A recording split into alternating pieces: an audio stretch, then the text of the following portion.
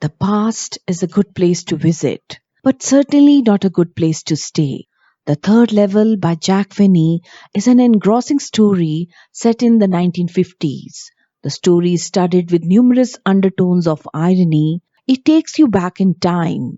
It was a world when people had not seen two of the bloodiest wars in the history of mankind. The story brings to light the fact that figments of someone's imagination can be used for shying away from reality, which in all fairness is harsh enough. Let us take a closer look at the story. Hello everyone, welcome to English Tutorials by Poonam Thakur. The Third Level by Jack Finney was published in the magazine of fantasy and science fiction in 1952 and deals with the themes of escapism and the desire for peace. The main character deludes himself into believing he has found a secret way to travel into the past and wants to go back to 1894 to live a life of safety and serenity. He spends his time stuck in the hallucinations of his own mind and creates a fake reality that he cannot escape. Let's try to understand the story with the help of mind map. The narrator interweaves fantasy with the reality in the most futuristic projection of time travel. Charley, the protagonist, is convinced that there is third level at Grand Central Station and reveals that he has been to the third level even though in reality there are two levels. He consults his psychiatric friend Sam Wiener, who describes his condition as a waking dream wish fulfillment. That means someone who is awake but transported to another world of his wishes and desires. And this has happened because he is unhappy. He explains that it is the outcome of every modern man's wish to escape from the insecurities, fears, and frustrations of modern life. Sam also terms Charlie's hobby of stamp collection as an escape mechanism or temporary escape from the reality, but Charlie disagreed, deflecting this thought with the assertion that his grandfather too pursued philately and his stamp collection was started by his grandfather at a time when no escape from reality was needed.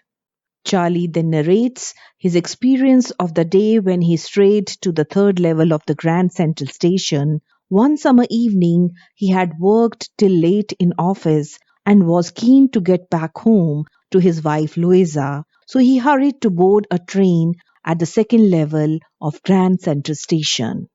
He rushed down to the second level and lost way when he crossed the arched doorway that led to the subway.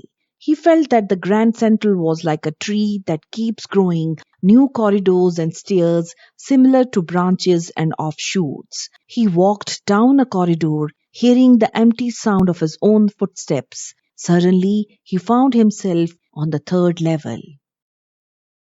This place had smaller rooms, fewer ticket windows, and open flame gas lights. The old world charm of the 19th century was visible in the manner people were dressed. There were spittoons on the floor, and he also caught the sight of a small Courier and Ives locomotive.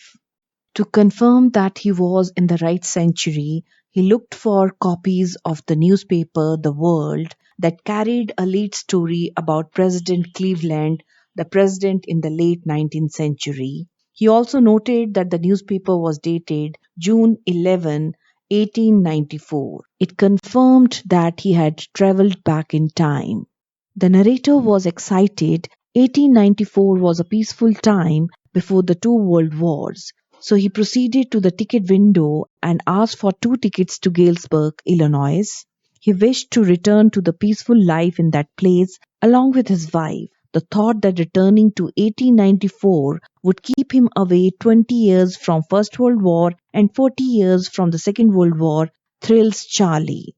But the currency that he offers to pay for the tickets is not accepted and is threatened by the clerk at the window for trying to cheat.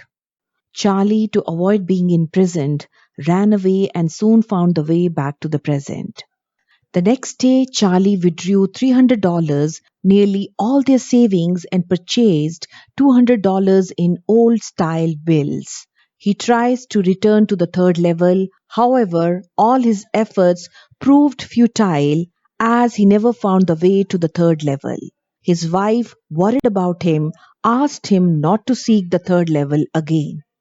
Towards the end, the story takes a turn and Charlie tells that he and his wife have started the search of third level once again on weekends because they have found proof of its existence. Charlie's friend Sam's disappearance had made them believe that the third level exists. At this point, Charlie discusses first day covers and informs that when a new stamp is issued, stamp collectors buy some and use them to mail envelopes to themselves on the very first day of sale, and the postmark proves the date. Stamp collectors practice this exercise by putting blank paper inside self-addressed envelopes and affixing new stamps on it, and they are called a first day cover. Charlie discloses that he found one such first day cover in his collection. It carried his grandfather's address in Galesburg and had a letter inside written by Sam. The letter was dated July 18, 1894. The 6-cent stamp on the cover bore the picture of President Garfield. Sam had confirmed the presence of third level in the letter and had invited both Charlie and Louisa to join him at Galesburg. In the letter, Sam informs Charlie that he found the third level and has been living in Galesburg for 2 weeks. He urges Charlie not to lose hope and to continue looking for the third level. Charlie tells a little more about Sam's disappearance by informing that Sam had bought $800 worth of old currency a few days before disappearing. Charlie feels that since Sam cannot practice psychiatry in 1894, the money will be sufficient for setting a little hay, feed and grain business. The ending of the chapter leaves the reader wondering whether Sam actually wrote a letter from Galesburg or it was yet another escape mechanism of Charlie. What stands out in the entire story is the extent of ease with which Jack Finney was able to bring out a common man's craving for peace and security. Like any common man, Charlie too appreciated the so-called pleasures of everyday life and the security of the familiar. He wanted to stay in the past because 1894 was much more peaceful, secure and serene. The world in 1894 had not seen the repercussions of war. The insecurities that came with war, terror and disease had got the better of common folks like Charlie, who wanted a transient relief from the harsh realities of life. All in all, the third level brings us to the conclusion that people find it hard to make peace with unpleasant things they come across in life. Thank you so much for watching right till the end. Don't forget to press the subscribe button and the bell icon next to it. See you soon. Happy watching English Tutorials by Poonam Thakur.